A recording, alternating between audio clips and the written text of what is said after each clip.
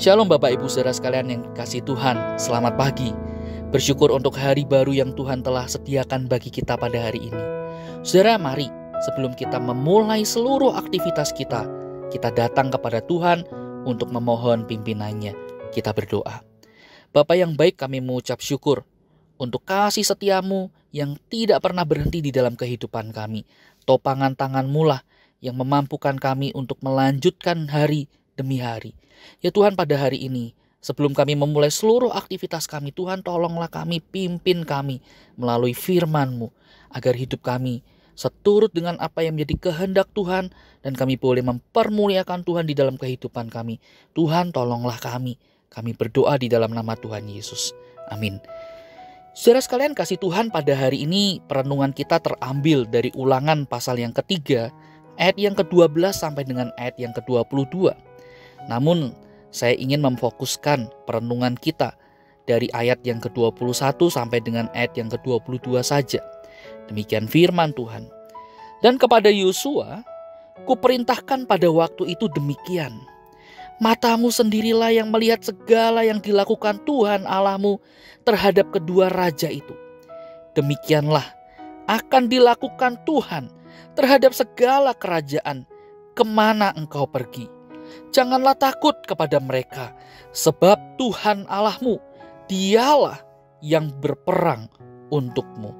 Sampai di sini kita membaca firman Tuhan. Saudara, bagian ini sekali lagi berbicara bagaimana Musa mengingatkan kembali bangsa Israel bahwa segala keberhasilan, segala kemenangan yang mereka alami pada waktu mereka hendak mendiami tanah Kanaan, merebut tanah perjanjian itu, semua bersumber dari Tuhan. Tuhanlah yang memberi kemenangan bagi mereka. Nah saudara, pengakuan bahwa Tuhanlah yang membuat orang-orang Israel berhasil akan menghasilkan dua akibat, saudara. Yang pertama, mereka akan merasa bertanggung jawab untuk bersama-sama berjuang menduduki tanah perjanjian. Saudara, mereka semua harus berjuang sampai semua suku itu mendapatkan bagian tanah masing-masing. Setelah itu barulah 2,5 suku yang telah mendapatkan tanah perjanjian itu, mereka boleh berhenti berperang, mereka boleh kembali ke tanah pusaka milik kepunyaan mereka. Saudara, di sini kita melihat bagaimana Musa mengingatkan bahwa ada tanggung jawab yang besar bagi seluruh suku tersebut. Meskipun memang sekali lagi ada 2,5 suku telah mendapatkan milik pusaka mereka, tetapi mereka harus melihat visi Tuhan yang besar itu, dan visi Tuhan itu yang harus mereka kerjakan bersama-sama.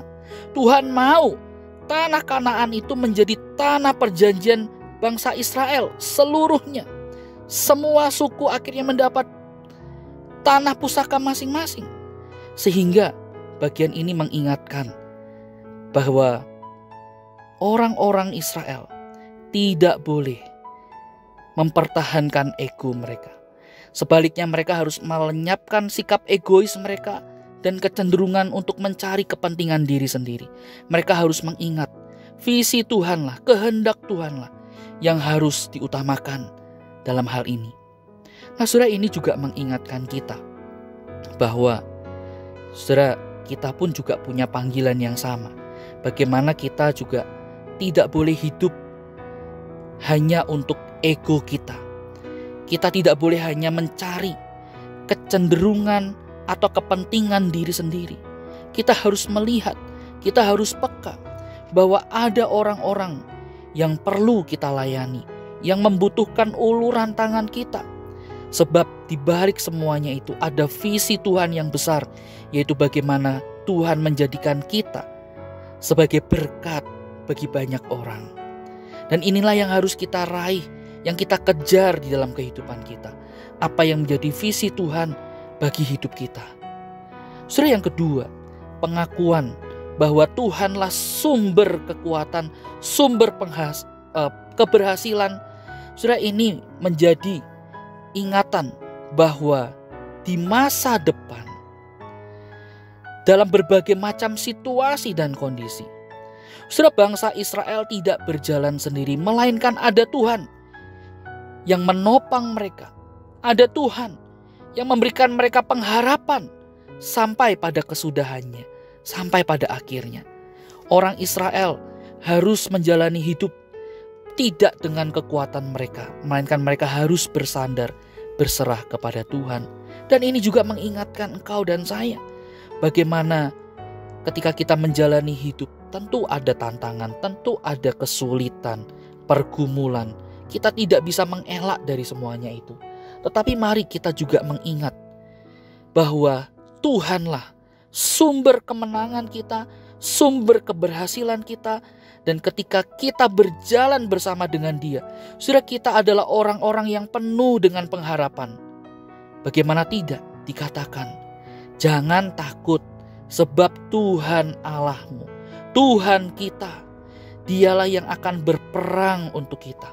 Oleh karena itu mari jalanilah hari demi hari dengan keyakinan bahwa Tuhan bersama kita dan Tuhan akan menolong kita, berperang untuk kita.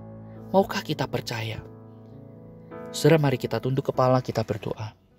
Tuhan, terima kasih untuk firman-Mu yang boleh mengingatkan kami bagaimana kami harus hidup untuk memenuhi visi Tuhan. Untuk kami boleh menjadikan visi Tuhan itu menjadi yang terutama di dalam kehidupan kami. Dan ketika kami hidup untuk menjalani visi Tuhan itu, kami tidak berjuang sendiri, melainkan ada Tuhan bersama dengan kami. Ada Tuhan yang menopang kami. Tuhan, tolong ingatkan kami dan mampukan kami untuk menghidupi firman-Mu ini. Kami menyerahkan hari ini ke dalam tangan-Mu. Tuhan, tolong. Kami berdoa di dalam nama Tuhan Yesus. Amin. Selamat pagi, Tuhan Yesus memberkati kita sekalian.